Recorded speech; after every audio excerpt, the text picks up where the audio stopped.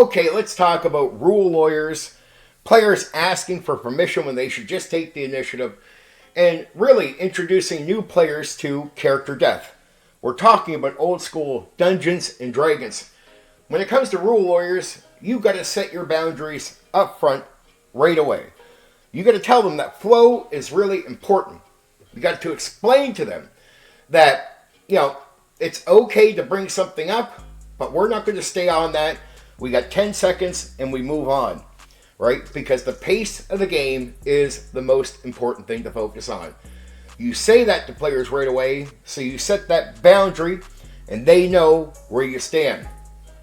Okay, what if you get to rule lawyers that are going to start interrupting what you're doing? Like they're bringing stuff up. Well, first off, you do confront it. You say, okay, that's it. I'll answer your question. Now we move on right away. If they keep interrupting, you say, nope, we are moving on. We can check it after the game. You do that firm. You don't do it with attitude. You don't do it with anger. There's no good response there. Don't look to win arguments with people that are playing this role. You won't win any arguments. You cause more conflict. You just further slow down the game. Here's another way to deal with rule lawyers if you notice people want to speak up. You could talk to them outside of the game and go, look, I'll actually look to you to be a bit of a rule reference person. Somebody who can answer questions if need be, right? If something is seriously gone wrong, you can speak up. You can help the game. Not interrupt it, not slow it down. I want you to make sure things stay steady.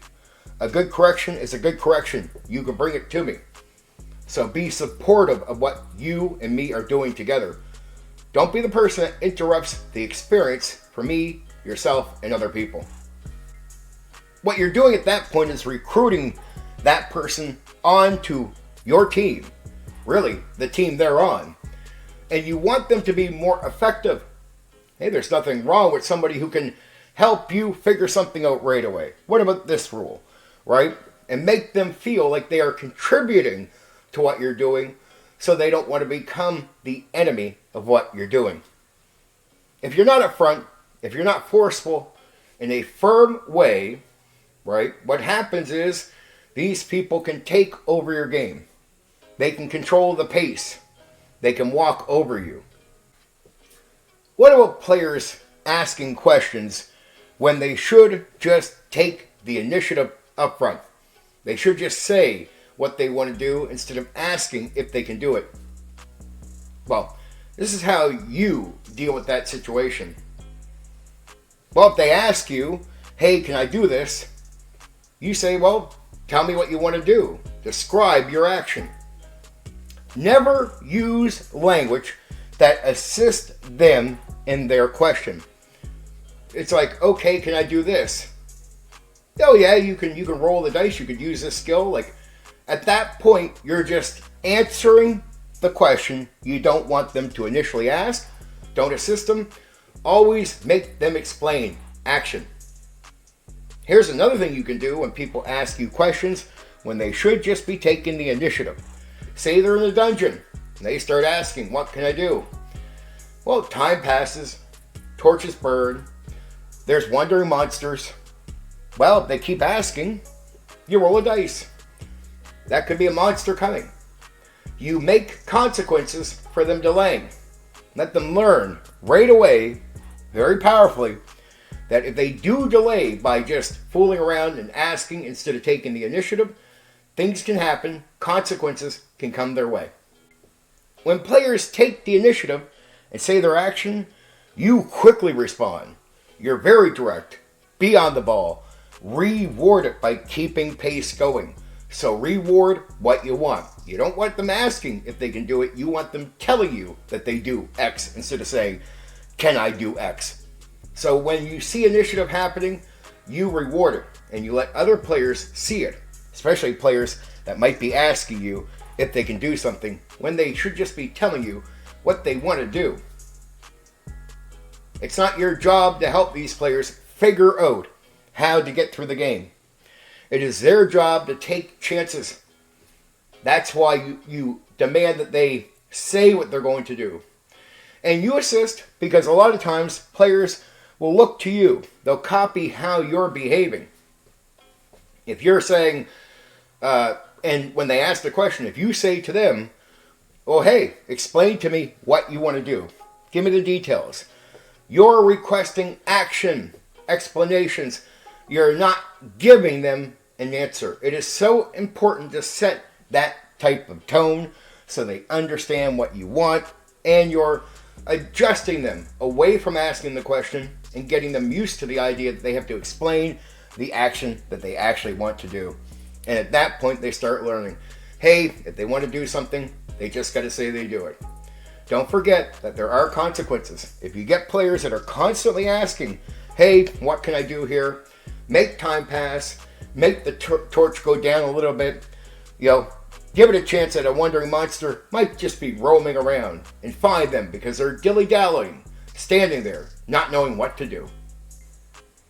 When these type of things happen in the game, players learn they don't want that. So they'll understand, if I don't state my actions up front, if I do mess about, if I do wait for an answer from the dungeon master, I will probably find myself in a bad way. And there'll be consequences. So I better just be direct and say what it is I want my character to do. You're also helping them through this entire process get to the habit of not asking. And that's the thing. Some of these players come in with habits of asking silly questions, we might call them. They do. They pick them up elsewhere. Sometimes it's from other games. Sometimes it is from life. But it's a habit. It's a habit you can break them of, but you really need, as a DM, to really control your end of things. Don't assist them by giving them answers to those questions. Be upfront about character death. Don't be shy. Character death is going to happen and can likely happen often. Let new players coming in know that right away. Tell them that it's okay to invest in the character, but understand what can happen. Here's some good advice. Invest a little bit early, and then invest more as we go through the game. Right? If the character is surviving, if you're having success, here, let's talk a little bit more about the backstory later. Let's also focus on the type of character you're developing through the gameplay and the experience the character is actually happening. Sometimes it becomes a waste of time trying to say who the character is before you've actually role-played them. Sometimes the best way to figure out who a character is from the experience you have with them going forward. There's no harm in doing a little bit of investing up front into a character, a paragraph or something like that. Have some idea of who you want them to be, so you have an easier starting point for roleplay. That is good. There's nothing wrong with that. Actually, I endorse that. But understand, character death can come fast and frequently. That can happen. So overinvestment early on, well, there can be consequences to that. You could write out a page of a backstory, and you go into the game, and one encounter, the character's gone. They need to know what it is they're walking into. Again, everything you do here when you're dealing with players, rule lawyers, the guys asking questions, new players, it's firm and upfront. It's not aggressive. Don't try to win arguments with people when you're talking to them. Don't treat it like a debate, because they'll go to war. Don't get aggressive. They'll be offended and push back. That's not what you're looking for as a dungeon master. You're looking for people that can respect your position. The firm, straightforward talk is to let them know that you are the authority in the game. That's all it is. You're looking for their respect, for them to take you serious. Understand, no matter how aggressive you are, that can turn just about any player, new player, experienced player, off. It could even turn them against you, where now they oppose what should make sense to them. Be quick. Don't mess about. Don't delay. Be forward. Again, when you speak to rule lawyers, you make sure they understand the boundaries up front right away. But in game, When they bring something up, you say, okay, but we can't spend more than 10 seconds on this. We'll deal with it after the game. No problem. Fair enough. You play the fair person, but you never stay on something, and you always make the point. The pace and the flow of the game is more important than arguing over the rules. That's it. It's going to be that way. It doesn't mean you'll ignore the issues. It means that you can talk about them after the session if it's going to take more than 10 seconds to deal with them on the spot. Again, with the person asking permission to do something, hey, can I do this? That's not what you're looking for. In reality, they're not playing the game. It does harm the pace. It slows things down. And you start, if you answer to these things, catering to something you don't even want. So never cater to it, never answer. Always come back with a demand that they tell you what they're going to do with the characters. What's the action? Please describe it to me. Right? Never just answer, hey, can I do this? Your first thing is to say, well, what were you going to do? Explain it to me. It's a demand that they have something to say, not an answer to their question. When it comes to introducing new players to character death, you're not looking for a debate later. It's not a long out conversation you need to have. It is what the game is. You just need to be clear and upfront with them before they ask you about a backstory. Hey guys, this is what the game is. Character death is a thing, and it can happen frequently. Keep that in mind before you ask me any other questions. I just want you all to know that.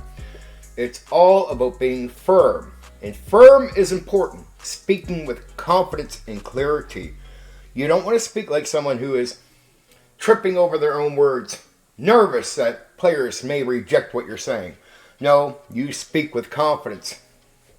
A bit of fake it until you make it, I guess, if you're a new DM.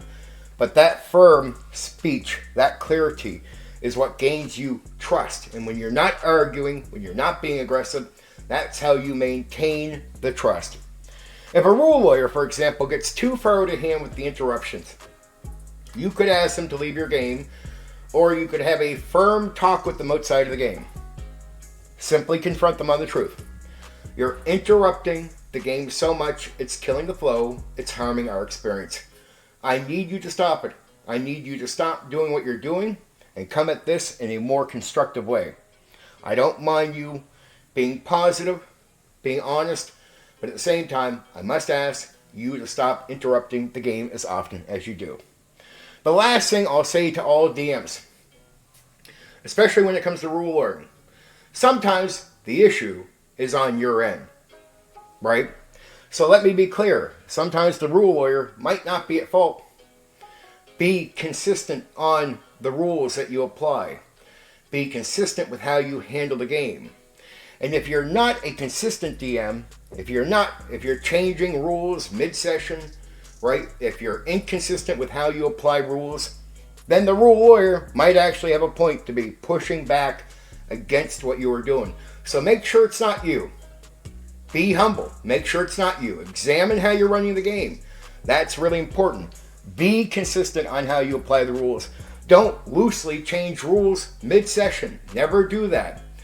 Don't be terrible on your own end while trying to be firm and keep the respect of others. You'll lose it under those conditions. So be good at what you do, consistent with how you apply the rules. Don't just change something mid-session. Remember, players are trying to learn the game from experience. So what they want is they want to know what's going to happen next. And they want to know how they can deal with it. And if you're always coming up with a different rule on how to do something, or you're inconsistent in that way, now they don't know what to do. They're confused, and they will not be happy with that. That's when you'll get pushback. That's when you'll get players trying to control you when you're not doing it right. In most cases, players won't just come and talk to you about this. So the way they'll try to manage you is by doing things like being a rule lawyer who interrupts all the time, but is actually interrupting because you're being inconsistent. Don't do that. So once you know you're doing good on your end, firm speech. But do not argue with people. This is not a long drawn out debate thing. Do not be aggressive and angry with players. It's one of the best piece of advice I can give you. Control your temper. Be an authority figure, not someone who screams at people. Be firm. People can respect firm. They can respect clarity. They can respect you setting the boundaries. But if you scream and yell, if you are willing to go into the long drawn-out debate, all you're doing is going into areas where you'll lose respect, and that will be it. That's how that works. Okay, I love you. I hope that helps you with your DMing and dealing with these kinds of different players. Good luck.